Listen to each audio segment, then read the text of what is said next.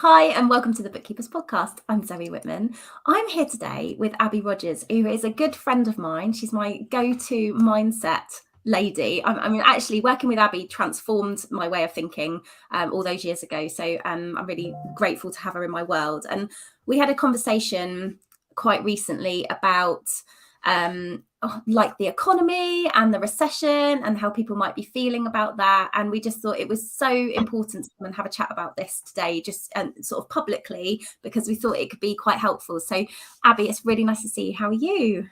Good morning. It's lovely to see you as always. Yeah, not bad at all, thank you. The odd winter cough and splutter like everybody, but otherwise all good at the moment, thank you.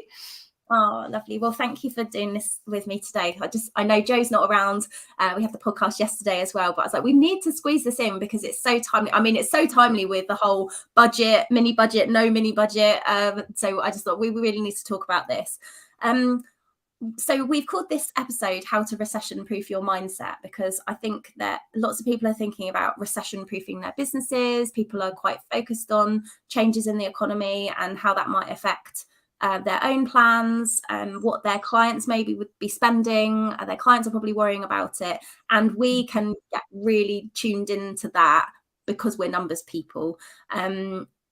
Yeah, and I know that you've recently had a podcast episode about this as well, where you were talking about this. Is this something that you're picking up as well within your networks? Definitely. I did a little survey of my audience recently, so just got a few people to fill in the survey about how they were feeling and what their biggest fears and concerns were and what their biggest challenges were at the moment. And it just kept coming through like the whole way through this survey. Everybody's just worried about what's going on financially at the moment, and about their businesses and about clients, whether there are going to be clients there for them. And yeah, there is a big thread of worry going through things at the moment. So I've definitely noticed that. I'm not sure everybody's talking about it publicly, but I think behind closed doors, people are secretly kind of nervous about their businesses and wondering like whether they're going to be able to see these times through. And it's just obviously feeling very stressful and very pressured. So yeah, it's hard, isn't it? I mean, I'm a natural worrier, and I definitely would be one of those people thinking, oh, what's going to happen? Change is scary, and like how can we make sure that we're ready for this? I mean, what do you do if you like? I suppose awareness is the starting point, knowing you're having the thoughts. But what do you do if you're worried about the economy right now in terms of how you're thinking? I think the first thing to kind of remember is that business is always challenging, and we kind of forget that when our attention's so focused on something like the economy, because it's really under the magnifying glass at the moment. It's just all over the news, it's everywhere, isn't it? But I think we forget that, if it's not that, if there's not something going on with the economy, there's stuff changing in our industries all the time, technology is evolving all the time, there are other challenges that keep coming up. So you might be worrying about the website hackers the week after, and that there are constant challenges in business that we have to face. And it's really good to step back and just see this as one of those challenges, rather than this all-consuming thing that needs to be a massive problem for your business. Obviously, it's something we need to be mindful of and be aware that it's going on at the moment. But it's so easy to get lost in it and just get stuck on that kind of worry train. And when we do, our brain just gets sucked down this black hole. It just starts imagining all the worst case scenario things happening to us. And it's like, oh no, I'm going to have to go back and get a job. Or the clients are going to desert me. I've got to drop my prices at the moment. All these things start to come to the fore. But if we can step back from the worry and recognize that our brain naturally jumps to these worst case scenario conclusions, and they're pretty unlikely to happen, and step ourselves into a place of, well, okay, what can I do about this? I know times are challenging, but how can I help myself through this time? What else is there that I've not thought of? What else can I explore maybe? what else is going on in the world that even might be helpful or beneficial right now. And sometimes things like recessions can be actually great times of innovation and great times to find a new way forward. Maybe you have to pivot a bit, maybe you have to find a slightly new way of doing things or a different market. But alongside all the stress and struggle at the moment, there's also this hidden little world of opportunity. And if we can kind of tune into that and say, what could I do? Where might the opportunities be at the moment? How can I change things to be a little bit different? Or how can I serve my audience in a different way right now? And get ourselves into that space where we're actively thinking about what we could do instead of worrying about the inevitable stuff. We're so much more powerful. We're so much more likely to come out the other side of this smiling. So I hope that helps. It does. Do you know, that's really inspiring. And I mean, I can feel myself smiling because, you know, when I was thinking, like, what do you do? Right, there's like massive changes happening. We need to like really think about, well, what does this mean for our business? And like, I instantly go to really practical risk assessment. This, you know, this happens. This is what happens to my income. What am I going to do? What do I have to change? How many clients do I need? Like, what does that mean in terms of the way I run my business? But actually, doing that kind of risk assessment planning doesn't open up your eyes to, hang on a minute, what if this means that something could be completely different? Like, there are people out there who really need to understand their finances better. And new businesses are made, aren't they, in recessions, and there'll be new businesses popping up because people have different ideas who have been able to think in that sort of innovative way. So how can we be speaking to people about, well, you know, actually this is something that you can do, and get on their radar as a real expert, because we are real experts and we forget that. Yeah, 100%. And it's often our mind will automatically go to a place where it's like, oh, I'm going to have to cut back on my spending. I'm going to have to, I'm automatically assuming that there's going to be less profit around this year, or I'm going to make less income. Therefore, this is going to have to change. Therefore, that's going to change. If we challenge our brains instead, and just say to ourselves, no, this is the income I want to make this year. This is my target. I'm going to stick with the target that I want to hit. I'm going to forget about the recession for a moment. I'm just going to stick with that target.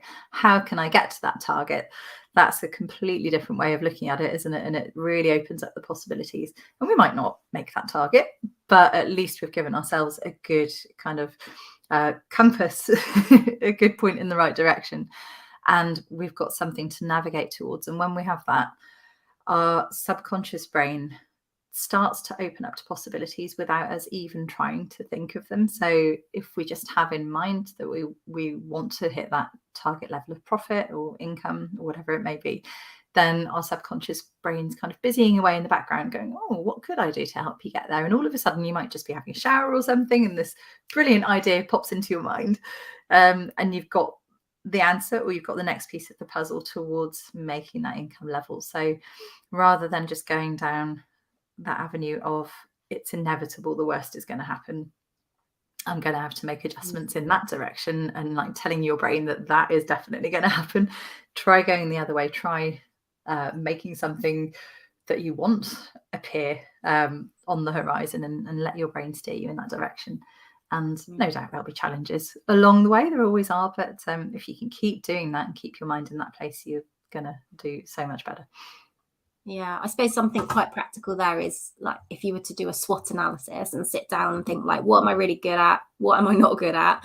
And like, we're seeing this as a threat right now, but actually what are the opportunities that come out of that? And have that as like a working document on your table that you can keep coming back to. Like you said, the subconscious, Jo always says she gets her ideas in the shower in the morning. She'll get out and she'll be like, Zoe, I've thought of this and this.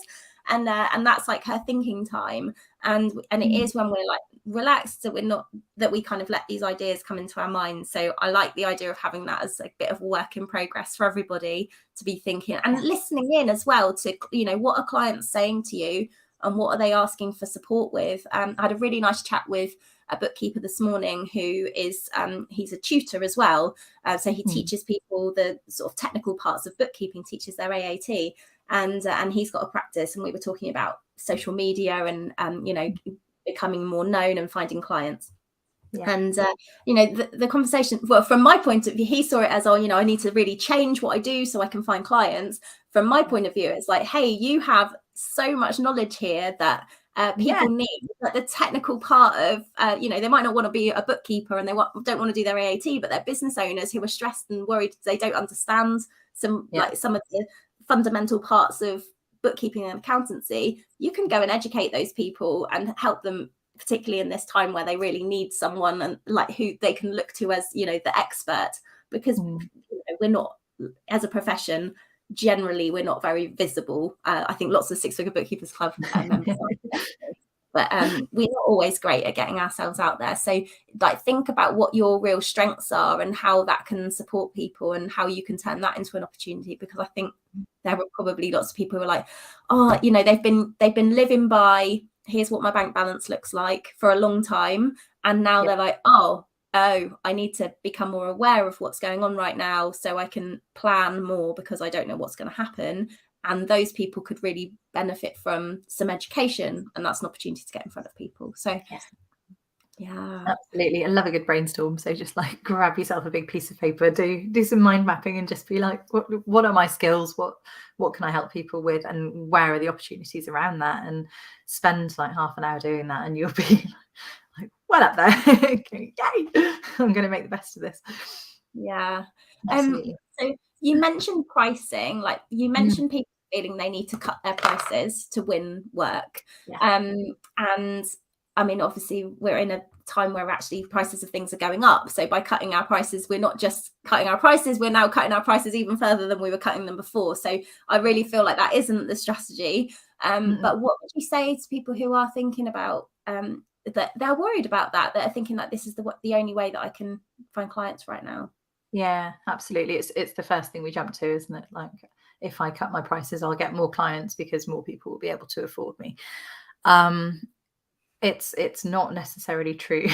So in my experience in the world of business, it can be as difficult to sell a much lower price thing as it is to sell a higher price thing. What matters is the value that people are seeing in that thing. So now is the time, rather than cutting your prices, to make sure that you are really, really speaking to those people who need your products and services, and just making sure that you're really making your messaging connect with the value for them, because they probably need you more than ever at the moment. And if you think about it, the times when you really want to buy something, you buy generally on emotion and on knowing that this is a valuable thing for you at that time. And often the money doesn't really matter. Like, we will throw a few more pounds at something because it really feels good to us, rather than going for the budget option every time. Won't we? Just, if you think about like your weekly shopping in the supermarket, there's like the no frills option, and then there's the branded option that you prefer and that you will always buy, even though it's probably no different, because you have this emotional connection to that brand, and you see the value in it. So really reinforcing to your audience what you can deliver for them and how you can help them, and go in there with that mindset of like, I'm really helping people at the moment. I really want to get them through this, and give them whatever service, whatever resources I can to help them through this difficult time. And if I do that, they will be more than happy to pay. It's just making sure that you are super deeply connected with people and super connected with that messaging, and making sure that you're really explaining that value to people so that they are just happy. I think even in times of recession, we often assume that people don't have as much money, and that is certainly true for some people. We have to be aware of that and be honest about that. But for a lot of people, what actually happens is they just sit on their money more. So they still have it there. They're just more cautious with it. They're just holding on to it and not spending it. And they will spend it if they still see that something could help them move forward in life or help them get through this difficult time. So really helping them to connect with that. And just, really, really being aware that people do still have money. They're just being more cautious about where they spend it. So be a good reason for them to want to spend it at the moment. Yeah. Do you know, in our house, I don't know what happens in your house, but you know what you were saying about the like budget buy versus the branded, like you have to. I think if I came home with supermarket's own shreddies, my husband might divorce me because like shreddies are the thing in our house. Like they have to be proper shreddies. Anything else I can probably get away with from a cereal point of view, but shreddies, no. So, and you're right, it absolutely is. That, you know, we know that shreddies are the favorite breakfast and they have to be the right ones, and that's just something that we know, and we have a particular perceived value around that. Maybe from a service point of view, you know, when we were saying about we need to express the value more, we can all do that by being more visible. We can do that by talking about, if you're worried about this right now, here's something you can do for yourself that will help, or here's a conversation that we can have where I can help you. Like we can all be doing that on social media, and actually by being trusted advisors and people getting to know us, that's going to really help us like connect with more people, become known, be seen as more credible. But maybe it's about designing like the way that you have your interactions differently. You know, if you know that there are business owners out there who still need you, have the budget, they're just going to be a bit more cautious. They're not going to just go, oh yeah, great, that's what I need, I'm going to sign up with you. It's not going to be like that anymore. What you might need to do is make it more, design something where there's a discovery call where you might have not had a discovery call before, or there's a strategy call where you offer people time to jump on and, you know, if you, sorry, I've got lots of thoughts, haven't I? If you we talk about LinkedIn a lot. So if you were on LinkedIn and you've put something out talking about something, you know, and people are posting things in the comments, maybe it's reaching out to those people and saying, hey, you know, how is this working for you in your business right now? I can have a 30-minute chat with you. If you want to jump on a call, I'm available, like no strings attached. Just let me see how I can help you. Because those kind of things can turn into a discovery call where potentially those people wouldn't want to book a discovery call straight away. So it's just making ourselves available more as experts. Yeah, really nurturing those relationships. And if you really are feeling bad about people struggling for money at the moment and you really want to serve people well, do some brilliant free content that is accessible by everybody. So you're not putting loads and loads of time into it, but you're still really, really helping people by giving away some free tips or some free advice, which then again builds that relationship of trust and helps them think, well, maybe it is worth me investing in the next level. I bet your husband would probably sacrifice lots of other things to get those shreddies, wouldn't he? So it's like people will cut back on other things they don't need necessarily to be able to afford the things that really are valuable to them and really will help them. So if you can be there with your free stuff and show them that you can really help them, then the next natural step is for them to want to invest with you. So yeah, I love that.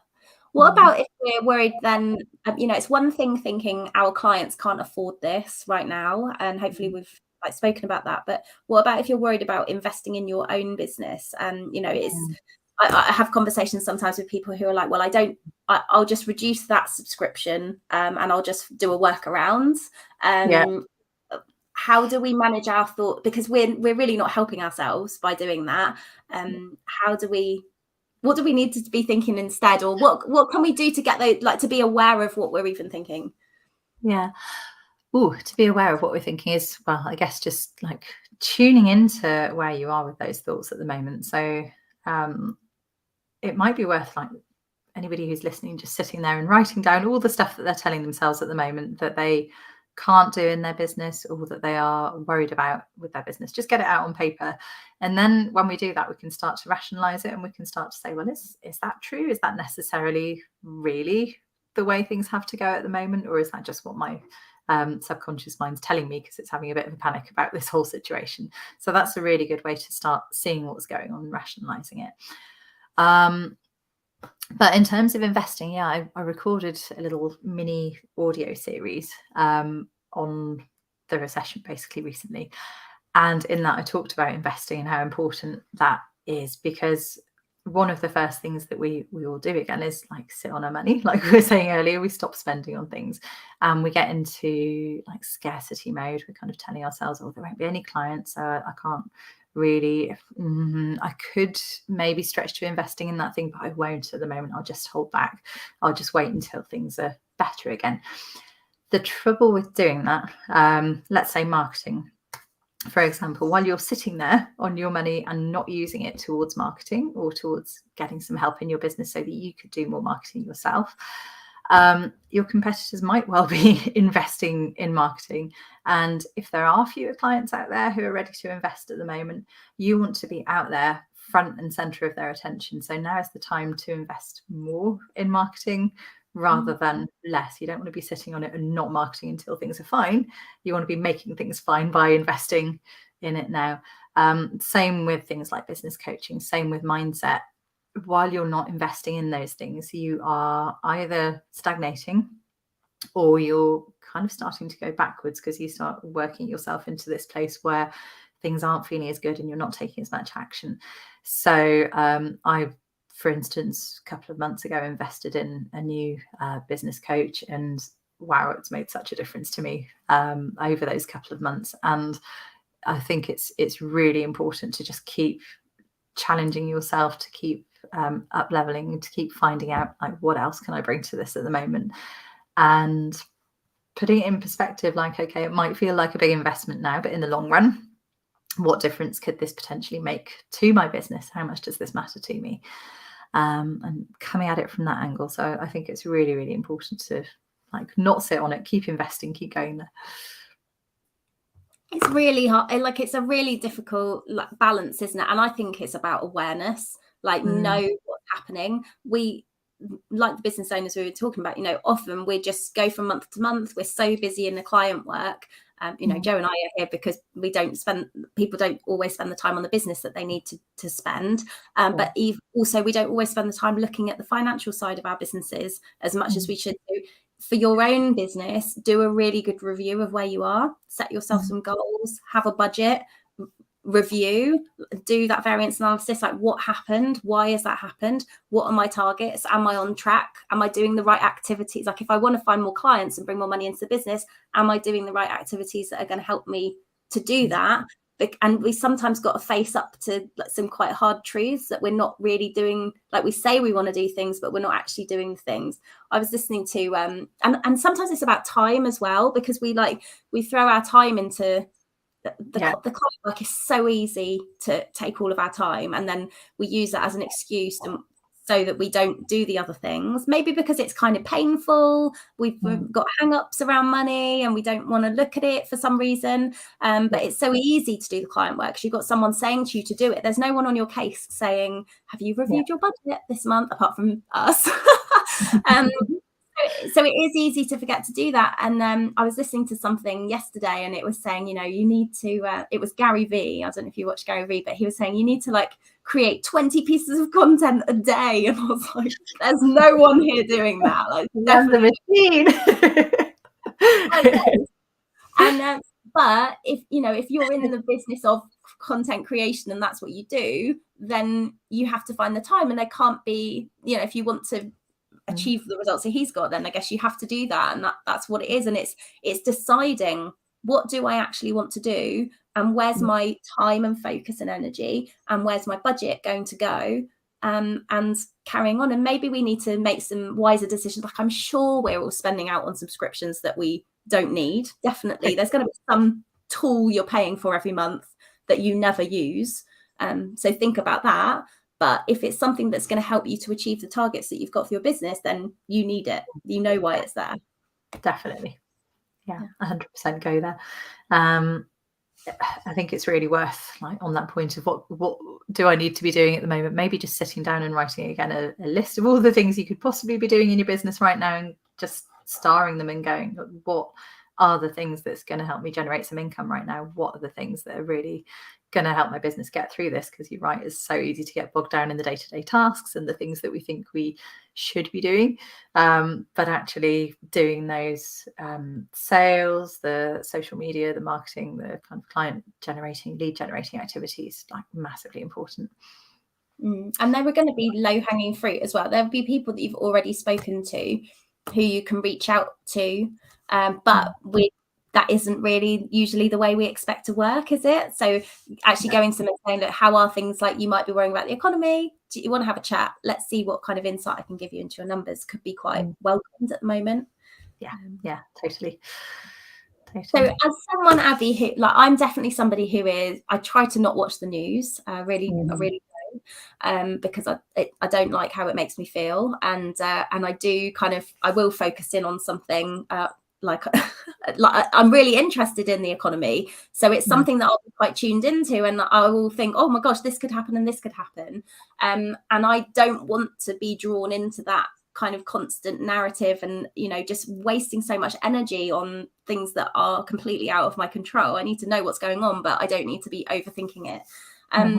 What can people do if they have felt like that? I mean, we've been through such a difficult couple of years in terms of, well, all sorts happening really, and maybe that you're one of those people who can be quite affected by things that are going on in the news. So if you have that tendency, what can you be doing at the moment to tune out of it or focus on the things that are really important? I think we all have that tendency. I think we all take on the anxiety from the news and from everybody else who's been watching the news and then talks to us about it, and just their general anxiety levels as well. Well, everybody, we're collectively anxious, I think, at the moment. There's kind of a huge collective anxiety going on. So it really is more important than ever, I think, to just cut out those things that tend to make you feel more anxious. So you're right, the news, I really stay away from it as well. I tend to find that the important things filter through. I catch up with something like, have I got news for you? No, that gives me enough info to know what's going on, but it makes me laugh at the same time. But you do hear the stuff you need to hear. The really important stuff still comes through to you. But also just thinking about those things that are a bit of a negative influence on your life every day outside of the news. So what else is there that feels draining, that doesn't feel good to you? So it might be that when you're going on social media and you're seeing other people out there who are either really negative and kind of filling your news feed with their negativity, and it's just not feeling great to read their posts, or people who are like smashing it and giving you really bad feelings and just making you feel bad compared to them. Firstly, maybe ask what's going on there for yourself, and do a bit of reframing and wondering around that about, like, am I just tuning into that and feeling bad about it because that's actually where I want to be? But don't feel bad about cutting those things out. You don't have to pay attention to everything that goes on in this world, and we are bombarded with stuff all the time. It's just like constant stream of everybody and everybody's lives and all the stressful stuff and all the good stuff, and just be really selective about what you allow into your experience. And also just make sure that you're doing things that help you psychologically deal with it better. So you need to be like filling your own emotional cup. That phrase is so overused, but making sure you're doing things that do support your brain chemistry and keep you in a better place psychologically. So things that aren't work, things that feel just nice and rewarding and relaxing. Exercise is fantastic, even just going for a gentle walk, because moving helps us discharge lots of that cortisol, lots of that stress stuff that's buzzing around our body and making us feel really anxious and horrible. And it helps us boost the really good chemicals in our brain, which help us cope and help us feel calmer about things and more motivated and all that sort of good stuff. So yeah, bit of a walk, bit of a dance around the kitchen, or if you are into heavier exercise, go and do that. Creative stuff is brilliant. So if you are creative at all, just schedule yourself some time in every week to make sure that you're doing those things that just feel good and give you a bit of breathing space and stop you thinking about what's going on in the world around you. Be with people that don't talk about that stuff and that give you a happy feeling to be with them, and that you really enjoy spending time with. And just watch your thoughts, like we said earlier, and just like be aware when you are starting to go off on one of those negative spirals and say, is this making me feel better right now? Is this actually helping me achieve anything? If it's not, if this is my brain just kind of doing a million things and trying to fix the world's problems, then what could I do at the moment that's actually going to feel rewarding and helpful in my life? So it might be the smallest thing. but just taking back that little bit of control in your own life, in your daily life, and just focusing on making your own little bubble better in a way is going to help you be so much more resilient to what's going on in the wider world. So those are top tips. I love that. It's just making time for something really simple can make such a massive difference. I mean, an exercise you got me doing was writing down 3 things I was grateful for at the end of the day. Still like the biggest game changer, because it focuses you on the good stuff, and it's so easy to get wrapped up in, you know, this feels bad, or so and so's. I hate gossip, and I hate the like, oh, so have you heard about this? Oh, I don't care. But like, if I can focus in on, like, you know, something good happened today with the kids, or something, like those are the good things that are gonna, like you said, sort of fill your bucket, I think you said. And it's like keeping kind of topped up with those things that you actually have some control over, and, you know, a part of that world that's important to you. So yeah, thank you. That's really inspiring and helpful. So thank you so much, Abi. Abi's got a book coming out, by the way, which you can order. And maybe what I'll do is I'll share the link to it in the show notes, because I know that's going to be amazing. I read the introduction. It's going to be so good. It was so wonderful. But also, I know you've got some more. You mentioned you have some audio, audio files to download. Yeah, so on my website, it's www.abigail-rogers.com/freebies. You should be able to find a little training series of trainings on there called Rock the Recession. So just pop your details in and sign up for that. And it's like 5 mini audio trainings. So they're between 10 minutes and 3 minutes. So they're like really mini, but just 5 things that I really think are going to help you with your mindset at the moment. And yeah, if you want to be in a nice supportive space as well at the moment, then you could come over and join my Facebook group if you want to. That's called Purpose, Peace and Profit with Abigail Rogers. So have a little search on Facebook and find us. Wonderful. Oh, thank you so much, Abi. That's amazing. And we will see you soon. Take care. You are welcome. You're welcome. Bye.